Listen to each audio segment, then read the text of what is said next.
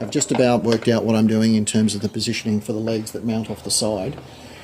I've still got to make up the internal mounting plate that will hold it in place, as well as apply the necessary tension to the ball so that I can lock it into position. But I also have to work out the strut pieces that support from the other section that run down to the lower part of the leg. What I've come up with for that is relatively straightforward. I've just made up a little bead section that I've line riveted over the end so that it forms the ball joint that we need. And I've used two different sizes there. The inner piece there is a solid rod, and the outer tube just allows them to telescope together. That outer tube was a little bit bigger than the rod itself, so I had to modify this rod by flaring the ends over to get a proper fit, and I had to enlarge the rod itself by adding a piece of brass tubing to that, which sort of just beefed it up to the thickness that's necessary so that they telescope tightly together.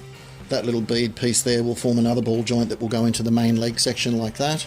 And then the other hand will have a larger ball piece like the one you can see that I've already made there.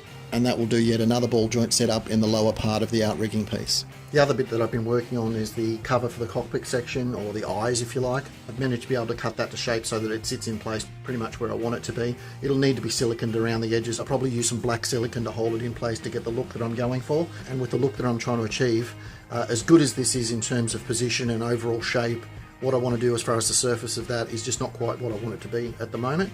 My initial thoughts is that I was going to use this sort of hexagonal mesh sort of former shape and have it sort of pressed through, but because this is really spongy, it's not sort of going to give me the effect that I want. So what I've done is I've used that piece as a template to make up the piece that I want for it. And I've found by mixing up some of the epoxy putty and spreading it across the surface, I was able to make up a piece that's got a negative impression of the mesh, so that I can then put some clear silicone over the top of that to replicate that mesh look, but in a soft surface. And what I've come up with is this.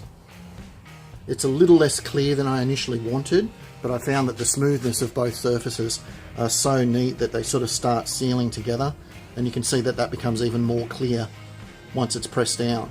So what I should be able to do is put a really thin layer of clear silicone over the top of this and physically glue it into position, and I think that will improve on it even further. Once I've got it permanently attached, I'll go over the entire surface, and that'll just add a little bit more weathering to it. It'll highlight that grid pattern a lot better while still allowing the light to shine through. So anyway, that'll be the update for this time, guys. Thanks for watching. Talk to you next time.